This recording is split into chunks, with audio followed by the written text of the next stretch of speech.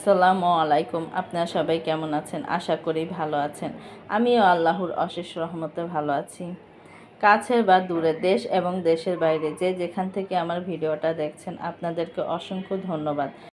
দেখার শুরুতে একটা লাইক দিয়ে ভিডিওটা দেখা শুরু করবেন। আর ভিডিওর কোনো অংশ যদি ভালো লেগে যায় তাহলে অবশ্যই আমাকে সাবস্ক্রাইব করে বন্ধু হয়ে পাশে থেকে যাবেন। এই তো গাছের সামনেই আসছিলাম, এই নয়নতারা গাছগুলোর ভিতরে মাশাআল্লাহ ভালো ফুল হয়েছে। তা দেখে খুব ভালো লাগছে, গাছের ভিতরে ফুল হলে কিন্তু ভালো লাগে। আর আমার এই তো দেখেন দুপলা ফুলগুলো, এগুলো কিন্তু মানে কলি হচ্ছে। কিছুদিন আগেও ফুল হয়েছিল কিন্তু এখন আর ফুল নেই, কলি হচ্ছে। আর এখানে দেখেন এই তো আমার বোন আসছে আজকে বেড়াতে, কিছুদিন থাকবে, মেয়ের পরীক্ষা শেষ। তো ওরা আসছে, ভালোই লাগছে যে বাসাটা ভরে আছে। আর সাথে আসছে আমার বোনের ননদের মেয়ে।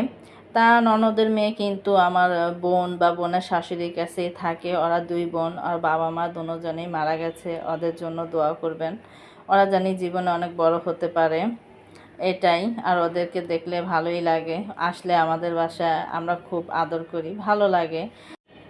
আমাদের নিচে কুলফি মেলায় আইসক্রিম আসছে, তা এই যে লোকটা আনে আমরা প্রায় প্রায় খাই, ভালো লাগে।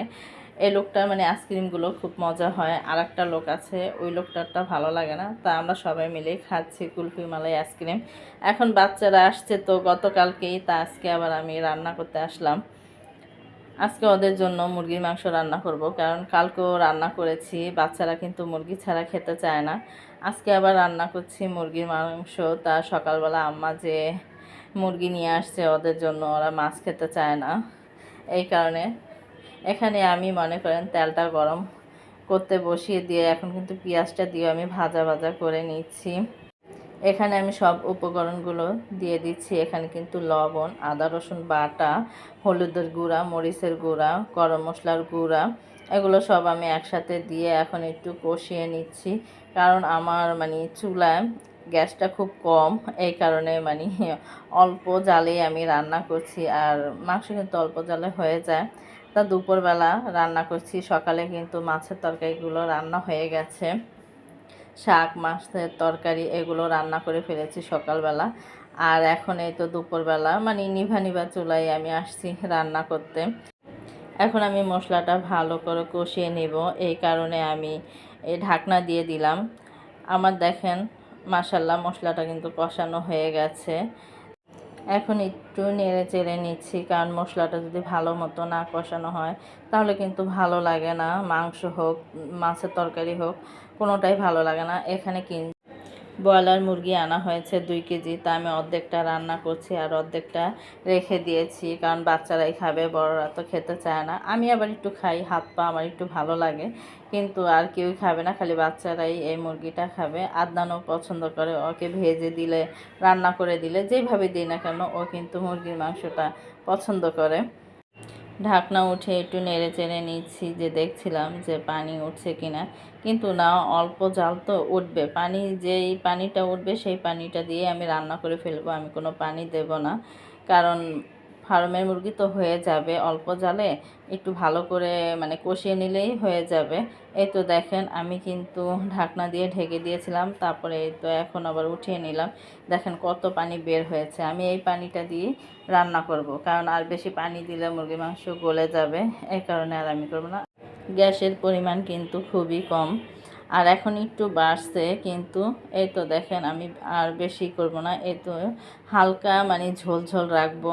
আমার রান্না কিন্তু হয়ে গেছে, এখন আমি নামিয়ে নেব, কারণ নামানোর পরে কিন্তু আর একটু এই ঝোলটা টানবে, এই কারণে আমি এতটুকু ঝোলেই রাখছি। আর এখানে আমি জিরার গুঁড়ো দিয়ে দিলাম, কারণ মাংস তরকারিতে জিরার গুঁড়ো না দিলে ভালো লাগে না। তা আমি সব মাংস তরকারিতেই কিন্তু জিরার গুঁড়োটা আমি দিলে ভালো লাগে, একটা ঘ্রাণ আসে। আর যারা মাংস রান্না করে সবাই দেয় জিরার গুঁড়ো।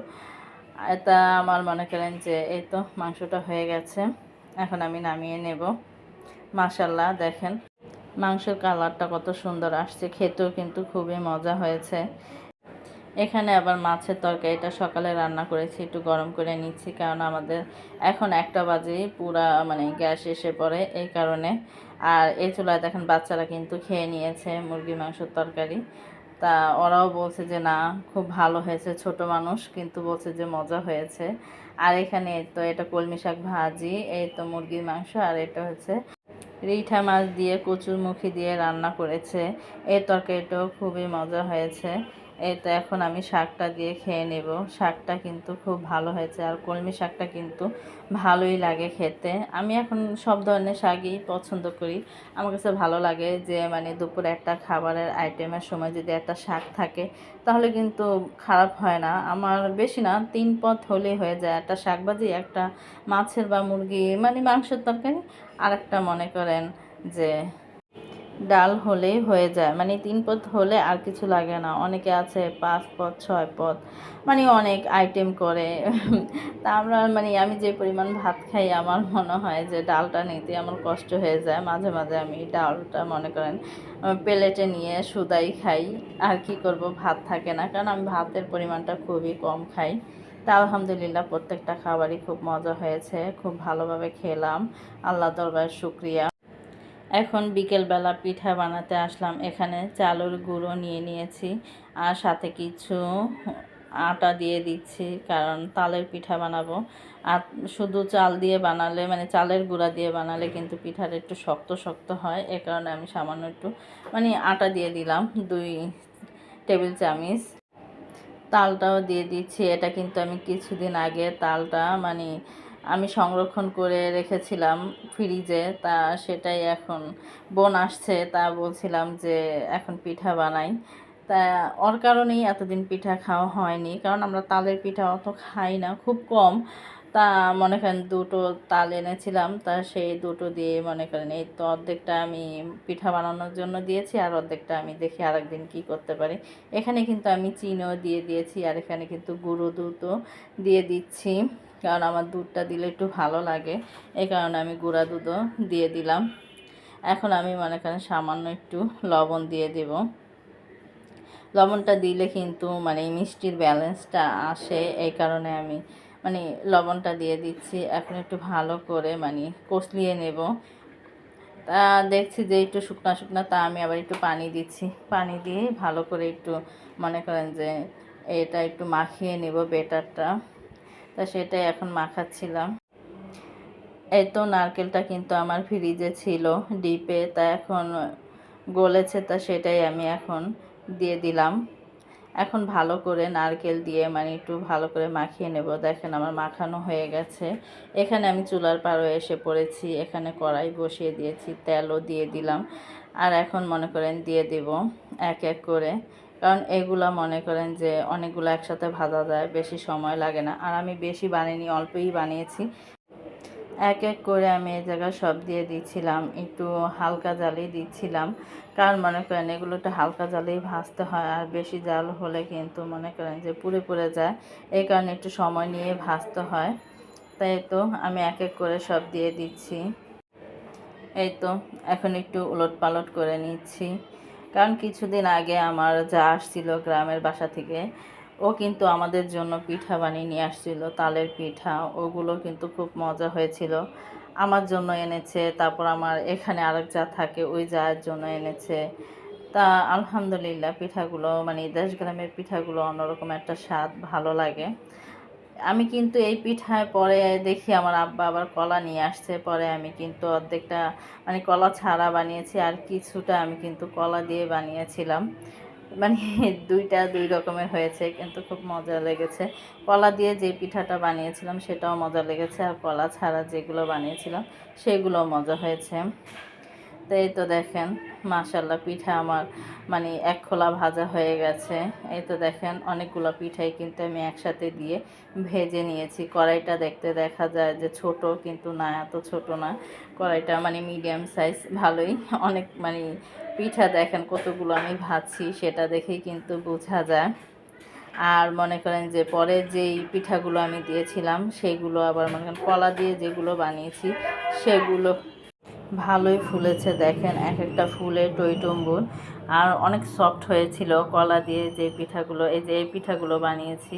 কিন্তু মাশাল্লাহ দেখেন এক একটা পিঠা মনে হয় কি ইসের মতো ফুলে আছে, কিন্তু খুব ভালো লেগেছে। কলার পিঠাটাও ভালো লেগেছে, আর কলা ছাড়া যেগুলো বানিয়েছি তা মনে করেন ওই পিঠাগুলো ভালো হয়েছে। এই তো দেখেন আমার পিঠাগুলো সবগুলো বানিয়ে ফেলেছি, আর এক একটা পিঠা কিন্তু খুব মানে আমি ছোট ছোট দিয়েছি ফুলে কিন্তু অনেক বড় হয়ে গেছে।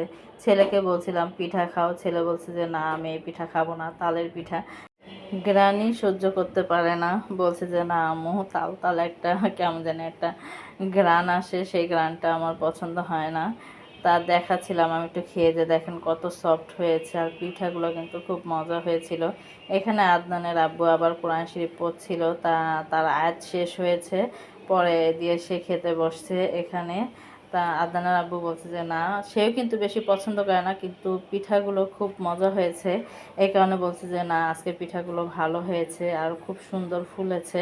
তার ছেলেকেও সাজছিল যে একটা খাও, একটা খেয়ে দেখো, সব কিছুই খেতে হয়, যেটা ভালো না লাগে সেটা তুমি একটা হলেও খাবে, দেখবে পরবর্তীতে তোমার ভালো লাগতে পারে। তা ছেলেকে বলে পরে দিয়ে খাচ্ছিল। তা আলহামদুলিল্লাহ পিঠাগুলো খেলাম। আর এখানে দেখেন আমার আব্বা অফিস থেকে আসার সময় ফল নিয়ে আসছে, তা সেগুলোই আমি রাখছিলাম। এখানে এনেছে মালটা, কলা, আর হ্যাঁ মালটা আর কলাই এনেছে, আর সাথে কালকের আমড়া ছিল, তা সেগুলোই আমি ভাজ করে রাখছিলাম। ভিডিওটা আর বড় করব না, সবাই ভালো থাকবেন, সুস্থ থাকবেন, আমাদের জন্য দোয়া করবেন, আমরা আপনাদের জন্য দোয়া করি। আল্লাহ হাফেজ।